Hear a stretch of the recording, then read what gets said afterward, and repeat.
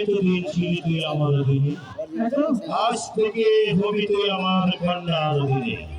আমার কন্যা যা বলবে তাই তুই অবলম্ব মস্তকে পালন করবি। ঠিক আছে করতে আমি পালন করবো। যা লাগ যা।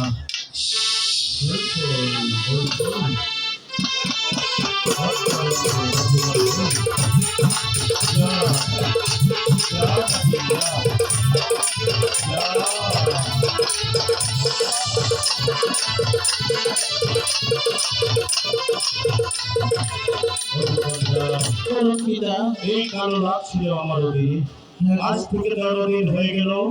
এই কালো রাগকে তুই যা বলবি অবলম্ব মস্তকে তাই পালন করবি। ঠিক আছে পিতা দেবতা। চলে যাচ্ছি 12 বৎসরের জন্য ভক্ত দিদারে।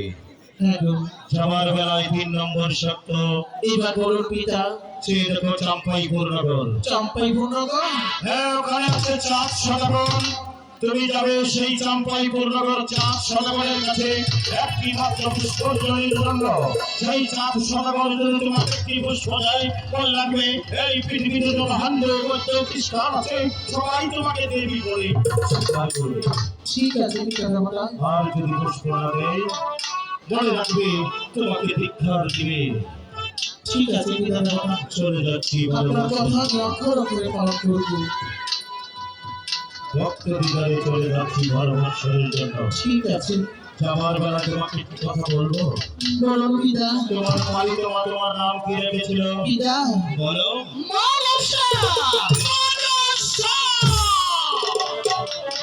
মনসা দেবী। আমি তোমার জন্মদাতা পিতা, তাই তো তোমার পিতা হয়ে এই পৃথিবীতে এমন একটি নাম রেখে যাবো যে নাম ইতিহাসের পাতায় স্বর্ণাক্ষরে লেখা থাকবে। যে নামের উপর যতগুলো হিন্দু বৌদ্ধ খ্রিস্টান সবাই তোমাকে পুষ্প দিয়ে দিবে। যে নামের উপর হিন্দুরা পুষ্প দিয়ে তাই তো এই জগতে মেরে থাকবে। আর সেটা দেবী।